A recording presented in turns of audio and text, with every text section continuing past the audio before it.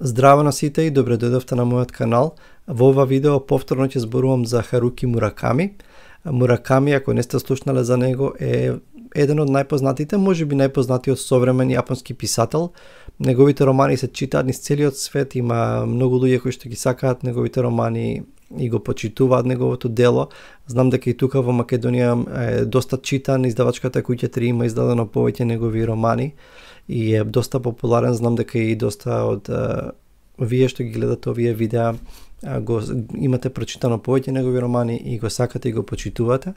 Јас имам прочитано неколку негови романи и се уште немам донесено конечен суд за тоа што мислам за Мураками, дали мислам дека е голем писател и одличен писател или мислам дека е добар, доста добар писател. Ги прочитав Кавка на брегот, Играј, јужно од сонцето, западно од границата или обратно како беше. Норвешка шума, за Норвешка шума пред некој време правев видео, еден осврт, може да го најдете на каналот тоа видео. И последното нешто што го прочитав од него и за кој што ќе зборувам сега во ова видео е 1Q84. Ова е негов најголем роман, еден од неговите најпознати романи и е голем по обем, оригинално го има издадено во Јапонија во 2009-2010 година во 3 засебни дела, во 3 посебни тома. И ова книга што ја имам јас е издадена, значи сите 3 дела се во една книга и има малку е фонтот покрупен, меѓутоа ова издание има 1300 и нешто страници. Значи, ќе ми треба да прочитам, планирам да прочитам уште 2 негови романа за да донесам конечен суд за тоа што мислам за Мураками. Планирам да го прочитам Убиството на командантот, таа ја имам, и планирам да ја прочитам, мислам дека таа ја нема на македонски, меѓутоа ќе ја читам на англиски, се вика Хрониката на птицата на навивање, The Wind-Up Bird Chronicles, или Chronicle. Така се вика и тоа е еден од неговите барем од тоа што сум го читал, еден од неговите најфалени романи.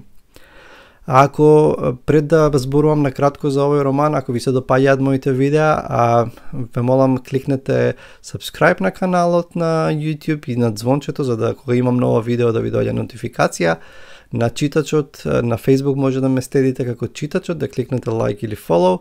А ако ви се допаѓаат овие видеа, многу ќе ми значи да ги споделите некогаш со вашите пријатели на Facebook или да ги поканите да ја заследат или да ја лајкнат мојата страна на Facebook, каде што не се само ставени видеата од YouTube, туку и ставам некои цитати и некои други препораки како слика или некој коментар за некоја книга. Така што тоа навистина би ми значело.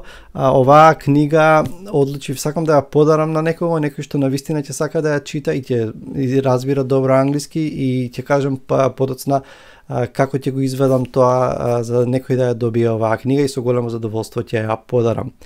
Океј, значи завршивме за тоа да кажам најпрво неколку нешта во врска со овој роман и ќе гледам да нема спойлери и да ја дадам само да ги открием оние нешта што и на самиот почеток се јасни или може да ги прочитате на тој краток синопсис на крајот на книгата, на романот кој што го има. Значи станува збор за се случува настаните се случуваат во Токио во 1984 година и насловот е интересна игра на Мураками и е еден алудира на 1984 година и од Џорџ Орвел. Меѓутоа јапонската бројка Q 9 на јапонскиот Q и тука значи е ставено Q како англиско Q, меѓутоа тоа се однесува и на Q како question, како прашање и ќе ви објаснам малку подоцна за какво прашање и за што станува збор. Меѓутоа тука е интересна, убава игра има направено Мураками во однос на насловот. Значи дејствието се одвива во 1984 година во Токио. Има 2 главни лика околу кои што се врти целото дејствие. Една 29 годишна девојка по име Аомаме, а незиното име е необично и значи грашок, зелен грашок.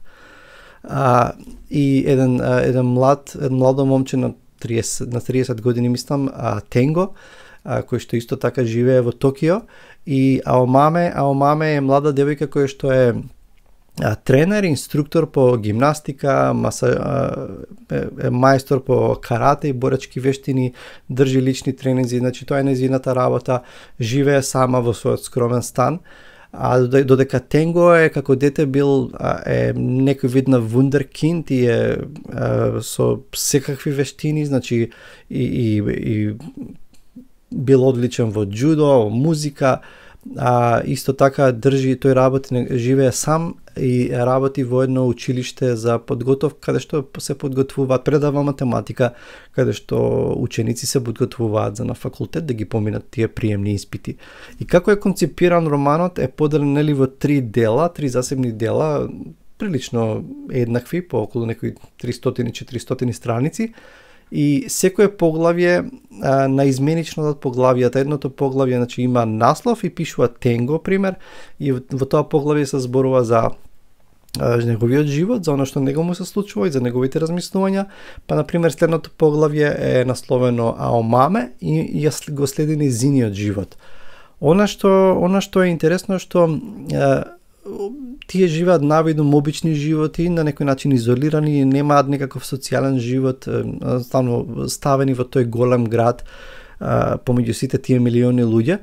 Меѓутоа, во еден момент на самиот почеток на романот се случува нешто, Тенго исто така има талент за пишување и сака да пишува романи и соработува со еден уредник во едно списание, во една издавачка куќа, и учествува во комисијата за најдобар роман, една од наградите во Јапонија. И таму тој уредник ќе му каже дека има пристигнато еден многу необичен краток, многу необичен роман како ракопис и бара од него да почне да го преработи. И да биде, не знам која фраза ние користиме за тоа, меѓутоа на англиски се користи често фразата ghostwriter, значи некој што ќе го преработи, што ќе го уреди текстот, меѓутоа нема да се знае, неговото име нема нигде да фигурира и нема да се знае никаде за тоа. Значи тука они прават мал престап тука, прават мала измама во однос на тоа. И текстот дошол на млада 17 годишна девојка која што е Фукуери, која што е Ерико Фукада, тоа е незиното преиме и презиме, меѓутоа тоа е незиниот како уметнички прекар, по тоа име го има дадено романот. И таа е една сосема необична девојка која што многу малку зборува со една одредена прозрачност и околу некоја аура на прозрачност и на мистериозност. И во романот се зборува за некои необични, фантастични нешта и се зборува за една религиозна заедница која што живее некаде на планините во близина на Токио, која што живее, функционира како одредена комуна за која што многу малку се знае за животот внатре. Тенго ќе се нафаќа да го препише, со тешко срце се нафаќа да го препише тој роман и додека го преработува тој роман, го работи, нештата почнуваат да се менуваат. Почнуваат ако ги замислиме, Тенго и Аомаме имаат едно нешто заедничко на почетокот на романот. Тоа што имаат една година учено во основно училиште заедно. И двете необични деца на свој начин, двете со тешко детство, имаат едно нешто што ги спојува и на почетокот на романот се светови и галаксии оддалечени еден од друг. И додека почнува да го пишува романот Тенго, додека почнува да го преработува тој роман, почнува да се случуваат некои нешта. Значи, почнува како некоја невидлива сила да почнува да полека во концентрични кругови да ги приближува нивните судбини и нивните животи, полека, бавно да се приближуваат еден до друг. Она што е интересно е што од самиот почеток нештата се менуваат, кога тој почнува да го пишува романот и едноставно започнувајќи со Аомаме, а подоцна и со Тенго, едноставно реалноста влегуваат во една друга паралелна реалност и веќе не се свесни која е вистинската реалност. И оттаму всушност играта со 1Q84 е тоа што Аомаме веќе не знае дали е вистинската 1984 година во Токио или е друга паралелна 1000Q непозната 1984 година во некоја друга димензија. Тука и действието полека се движи натаму, за да во последниот дел, во третиот дел, не одат само на изменично поглавијата меѓу Тенго и Аомаме, туку има еден друг лик, еден инспектор, еден поранешен адвокат кој што врши валкани нешта и врши истражувања за луѓето, Ушикава, многу необичен, недопадлив тип, и одат се вртат во круг поглавијата при Тенго, Аомаме, Ушикава. Зошто? Затоа што кругот полека почнува да се стеснува и Ушикава е еден од ликовите кои што се појавува и во животот на Тенго и во животот на Аомаме. Значи, поврзани овие два животи, низ тој роман, низ таа мистерија, низ тие фантастични моменти, почнуваат да се приближуваат нивните животи.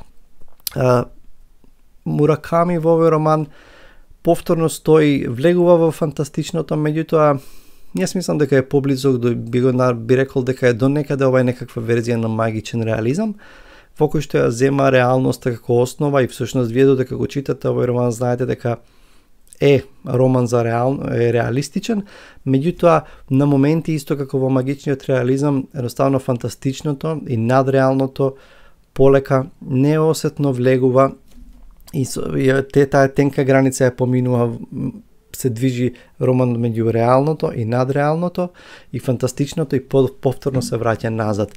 И тоа Мураками го прави на мощне вешт начин. Значи, тоа е главната идеја на приказната. Што мислам за овој роман? Да кажам нешто што ми се допадна во овој роман, што не ми се допадна, затоа што очигледно имаше работи што не ми се допадна. Прво нешто што паѓа во очи, што многу очигледно е богатството на имагинација кој што Мураками ги има. Значи, факт е дека целиот роман, кој што е многу опширен, кој што е голем потфат, е работен вешто со една многу добра имагинација.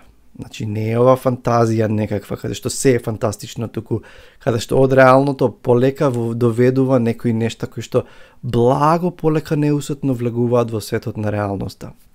И тоа Мураками го прави на многу мајсторски начин.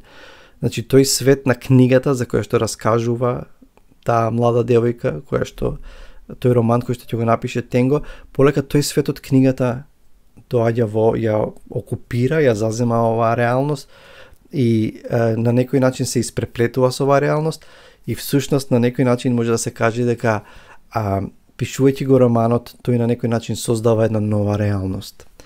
Значи, тоа е едното нешто што ми се допадна во овој роман.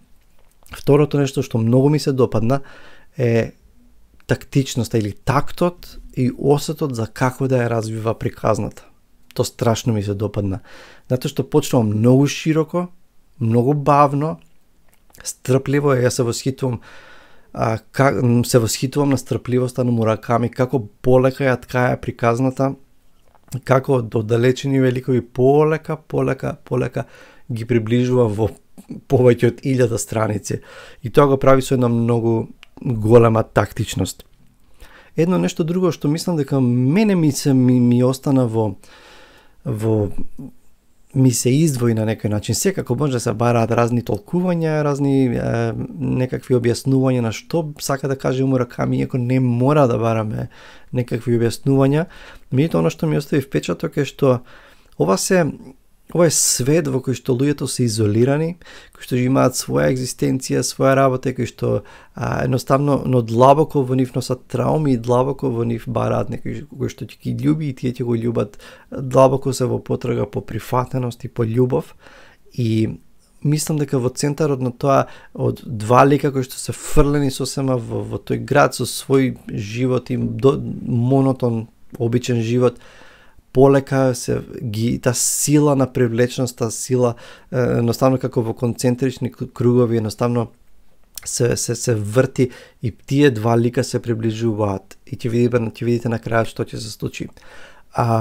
И мислам дека тоа некако мене ми остави најсилен впечаток дека едноставно тие изолирани поединци како да постои една сила која што ги привлекува заедно, за да бидат заедно. Сега, она што не ми се допадна, До некаде знаеме дека стилот на Мураками стилот на пишување е економичен, доста доста едноставен и може да си кажеме дека Мураками не знае да пишува поевокативно, поописно. Меѓутоа во Норвешка шума има некои параграфи кои што се феноменални, евокативни, емотивни, естетски многу убаво доловени и значи Мураками знае да пишува убаво кога сака. Меѓутоа овде стилот, можеби дека читав на англиски, не знам. Стилот толку не ми се допадна, беше доста сув, доста едноставен и мислам дека ако малку вложил труд со помалку зборови ќе направил од ова дело ремек дело. Очигледно сваќате дека мислам дека не е ремек дело.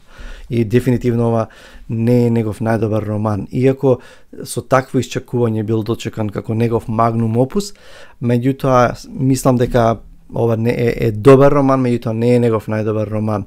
Друго нешто, ликовите. Сваќам дека ликовите се изолирани и живеат во некоја банално, монотоно секојдневие, меѓутоа кај нив немаше нешто што и сваќав од каде доаѓаат, нивната позадина, тешка позадина, меѓутоа не можев да се соживеам со нив. Едноставно не ми беа мене Тенго и Аомаме допадливи ликови, за разлика од ликовите од Норвешка шума, кои што се феноменални. И во таа смисла ликовите ми беа малку недопадливи, не можев да се поврзам со нив. Меѓутоа, кога ќе се зафатам за некоја книга, најчесто ја терам до крај. И уште едно нешто е, кога се чита овој роман, сите 3 дела одеднаш, иако јас една недела пауза правев меѓу романите, меѓу деловите, во третиот дел особено почнува повторување. Со други зборови, нешто што се случило во едното поглавје од една перспектива и ние го знаеме веќе, после од другата перспектива, од перспектива на другиот лик, повторно објаснување. И тоа значи мајстор писател, тоа ќе го направи со многу помалку зборови, со многу повеќе асоциации и ќе го долови тоа. Мураками не го прави тоа и тоа мислам дека е една слабост на романот. На крајот веќе станува, има доста повторување. Како и да е, значи, ова е сепак целата атмосфера е малку мрачен роман, мрачен, не е тежок, не е тегобен за читање, меѓутоа има одредена мрачна атмосфера, е сериозна атмосфера. Прашањето е дали вреди да се прочита романот. Јас би рекол вака, ако сте фан на Мураками и ги сте прочитале повеќе негови дела и го сакате Мураками како писател, тогаш мора да го прочитате ова дело. Затоа што нема да имате комплетна слика за неговото творештво без овој голем, сериозен роман. Од друга страна, ако не сте фанови на Мураками, добро е да го прочитате романот, нема да сгрешите ако го прочитате, нема да сгрешите ако не го прочитате. Значи нема да пропуштите многу во животот ако не го прочитате овој роман. Знам дека многу луѓе го сакаат Мураками, знам дека се зборува дека Мураками заслужува Нобелова награда или така натаму. Искрено, не. Не мислам дека Мураками може да не се сложиме за тоа, може и да коментираме. Не мислам дека Мураками е толкав мајстор и има толкава естетика да заслужува Нобелова награда.